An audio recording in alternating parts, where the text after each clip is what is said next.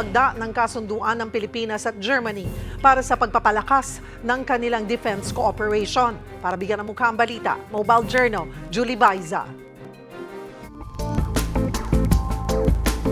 Pagpapalakas sa defense cooperation ng Pilipinas at Germany, yan ang pakay ng pagbisita ni German Defense Minister Boris Pistorius sa bansa.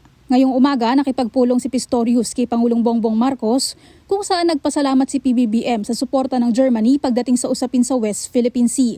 We are grateful to Germany for continuing to support rules-based international law. Binanggit din ng Pangulo ang naging talakayan nila ni German Chancellor Olaf Scholz tungkol sa global politics sa naging pagbisita niya sa Berlin noong Marso. Sa kanyang panig, ang pagpapalawak sa defense cooperation ng Pilipinas at Germany naman ang tinutukan ni Pistorius. Target malagdaan ang kasunduan bago matapos ang taon. Very thoughtful, very candid, and we decided both of us that we would like to have a security agreement, a defense agreement between our two countries, and we want to try to sign it until the end of the year. Mahalaga raw na tiyakin ang kapayapaan at seguridad sa Indo-Pacific region dahil nakaaapekto rin ito sa iba pang mga bansa.